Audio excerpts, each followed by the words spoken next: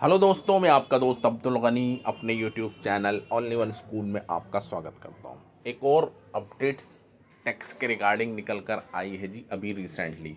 इसमें क्या कहा गया है जो हमको और आपको समझना चाहिए, क्योंकि जिस तरीके से 30% टैक्स का जो इम्प्लीमेंटेशन हुआ था और ये जो टैक्स जो लगाया गया था, ये नॉर्मली इसके दायरे में जो एक्सचेंज थे वो नॉर्मली जो ट्रैक हो सकते थे वो थे जी हमारे सेंट्रलाइज एक्सचेंज, यानी कि वजीर एक्स हो गया, कॉइन्स DCX हो गया, कॉइन स्विच कुबेर हो गया। क्यों? क्योंकि इन एक्सचेंज के पास आपकी इंफॉर्मेशन है, आपके पैन कार्ड्स लगे हुए हैं और आपका सारा KYC इन एक्सचेंज ने कर रखा है। ठीक है, तो ये जब चीज़ सामने आई कि टैक्स लगेगा और लोगों के अंदर एक पैनिक भी क्रिएट हुआ और आपने देखा भी, जिसकी वजह से आपने ये नोटिस किया होगा कि यहाँ जो एक्सचेंज थे यानी कि centralise exchange especially in India, ठीक, तो उनका जो वॉल्यूम था वो अचानक से डाउन होना स्टार्ट हो गया। ठीक, डाउन होना स्टार्ट हो गया तो एक्सचेंज के ऊपर वॉल्यूम जब नहीं आएगा तो वहाँ पर कमाई नहीं होगी। जब वहाँ पर कमाई नहीं होगी तो एक्सचेंज को भी ख़तरा था और साथ साथ जो वहाँ के जो इन्वेस्टर्स हैं उन्होंने तो अपना वॉल्यूम जो भी अमाउंट था वो सब निकाल लिया। अब उन लोगों ने फॉरेन एक्सचेंज यानी कि इंटरनेशनल जो एक्सचेंज है वहाँ पर जाकर डिपॉजिट करना स्टार्ट कर दिया। ठीक है, जिसको हम कहते हैं जी डिसेंट्रलाइज फाइनेंस। क्योंकि डिसेंट्रलाइज फाइनेंस की अगर हम बात करें, एक तो जी सेंट्रलाइज फाइनेंस जैसे बाइनेंस ये भी इंटरनेशनल एक्सचेंज है बट डिसेंट्रलाइज नहीं है। ठीक है, बहुत सारे हमारे एक्सचेंज ऐसे हैं जो हैं जी डिसेंट्रलाइज। डिसेंट्रलाइज मतलब जैसे यूनिस्वैप हो गया, डिसेंट्रलाइज फाइनेंस है। ठीक, पैनकेक स्वैप डिसेंट्रलाइज फाइनेंस है। ये बड़े बड़े डिसेंट्रलाइज एक्सचेंज हैं और यहाँ पर लोग क्या करते हैं कि अपना जो पैसा होता है वहाँ जाके करते हैं जी इन्वेस्ट, यानी कि डिसेंट्रलाइज फाइनेंस। देखते हैं ना आप, API 40% का API हो गया। ठीक है, और क्या कर सकते हैं जी, अगर आप अपने कॉइन्स को स्टैक करके लगा देते हैं जी, आपने किसी एक पर्टिकुलर कॉइन्स को पूल्स के अंदर डाल दिया जिसको हम कहते हैं जी स्टैकिंग। ठीक, डिसेंट्रलाइज फाइनेंस पे आपने स्टैकिंग कर दी। वहाँ पर क्या होता है, नॉर्मली एक्सचेंज के थ्रू भी कराई जाती है और डिसेंट्रलाइज के ऊपर तो होती ही होती है। ठीक, तो वहाँ पर क्या होता है, लोग एक अच्छा अमाउंट अर्न करते हैं। फॉर एग्जांपल अगर 30% भी वहाँ पर बंदा कमा रहा है, 1 लाख कमा के अगर उसको 30% का सालाना API जनरेट हो रहा है तो 30% तो उसका अपना हुआ।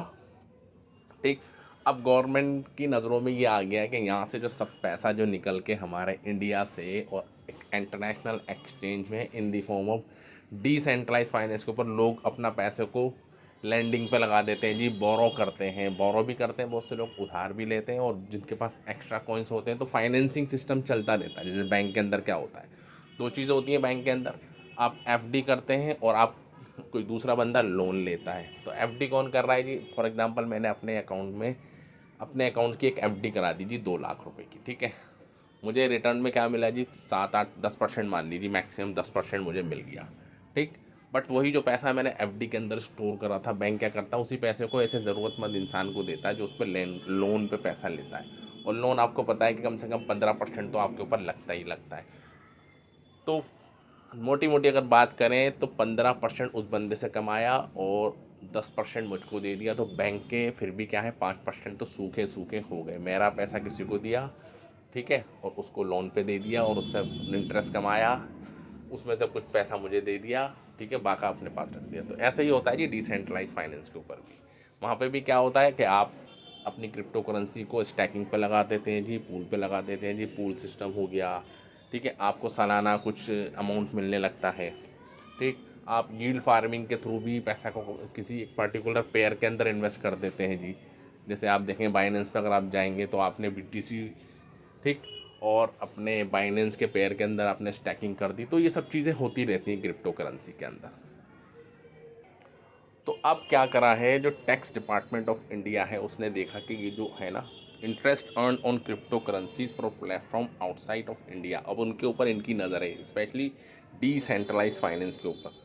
और इसमें बात ये की कि the government wishes to impose a 20% tax deduction at source for transaction connecting to DeFi where either of the parties stay outside India or has not provided the government with the permanent account number। ठीक, अब वो बंदा जिसने decentralise finance के ऊपर कोई transaction की और उसके ऊपर अर्निंग करी और उसको फ़ायदा हुआ, और अगर टैक्स डिपार्टमेंट ने उसको कर लिया जी ट्रैक, ठीक, ट्रैक तो होगा क्योंकि जब वो ट्रांसफ़र करेगा और ट्रैकिंग के अंदर पता चल गया और पता चला कि उस बंदे ने टीडीएस अपना पैन कार्ड उस पर्टिकुलर एक्सचेंज के ऊपर रजिस्ट्रेशन नहीं कराया था, और क्योंकि पैन कार्ड से ही तो आपकी सारी ट्रांजेक्शन मॉनिटर्स होती है नहीं, अगर आपने पैन कार्ड ही नहीं लगाया, ठीक, उस पर्टिकुलर डिसेंट्रलाइज फाइनेंस के ऊपर जो इंटरनेशनल है, ठीक है, तो क्या हो सकता है कि अगर उनको ट्रैक करने के अंदर वो चीज़ मिल गई तो आपको 20% का टीडीएस देना पड़ेगा।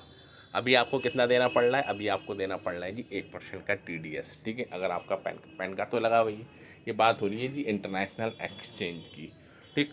तो गवर्नमेंट ऑफ इंडिया की तरफ से डायरेक्ट टैक्स जो डिपार्टमेंट है हमारा, ठीक है, उसकी तरफ से ये प्रपोज़ल दिया गया है, जो एक्सपर्ट्स हैं उनके ऊपर उनसे बात भी की जा रही है कि क्रिप्टो करेंसी के ऊपर ये जो ट्रांजेक्शन्स जो इंटरेस्ट लोग कमाते हैं इसको हम किस तरीके से पता कर पाएँ, ठीक। और ये टैक्स लगा गया है, इसका जो टारगेट है, जो मेन जो टारगेट है वो डिसेंट्रलाइज फाइनेंस है, क्योंकि उसके ऊपर लोग पैसिव अर्निंग को जनरेट करते हैं। नॉर्मली क्या होता है कि हमने कोई टोकन्स ख़रीदा, उस पर प्रॉफिट हुआ, हमने उसको बेच दिया, प्रॉफिट हुआ, तो वो हमारा जो प्रॉफिट होता है वो होता है। एक होता है जी आपने सिर्फ स्टोर करके छोड़ दिया, स्टैकिंग लगा दी और आपके ऊपर उसको अर्निंग हो रही है, आपके 1 लाख के बन गए 1,30,000, 1,40,000, तो जो 50,000 का जो डिफरेंस है आपकी जो अर्निंग है उसके ऊपर ये आपका टैक्स लगेगा। इसके अंदर कहीं अभी डिसेंट्रलाइज एक्सचेंज की बात नहीं की गई, ये वो पर्टिकुलर एक्सचेंज है जो डिसेंट्रलाइज वे के अंदर पैसिव इनकम वाया स्टैकिंग और यील्ड फार्मिंग और भी बहुत सारे प्रोसीजर होते हैं, जिसके अंदर आप देख सकते हैं lending money to the other users on DeFi, ठीक। तो Indian central board of direct tax consulting talking to the tax expert, तो इसके बारे में वो टैक्स एक्सपर्ट से भी बातें करें। तो कहने का मकसद ये है कि अभी जिस तरीके से इंडिया को खुद इस बात की चिंता हुई कि इतना बड़ा ज़बरदस्त वॉल्यूम जनरेट हो रहा था हमारे सेंट्रलाइज एक्सचेंज के ऊपर और अचानक से वो इतना नीचे गिर गया, तो जाहिर सी बात है लोग तो कहीं और गए होंगे, क्योंकि हर किसी ने क्रिप्टो करेंसी छोड़ नहीं दी होगी।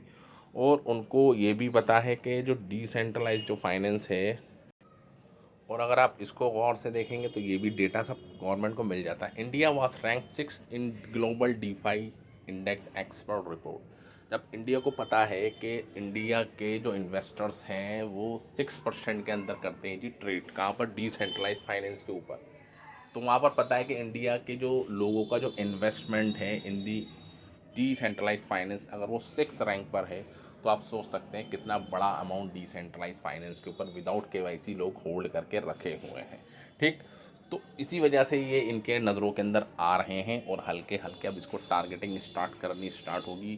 बट जैसे ही सक्सेसफुली इम्प्लीमेंट होगा नहीं होगा क्या है, बट अभी they are targeting on the decentralise finance, ठीक।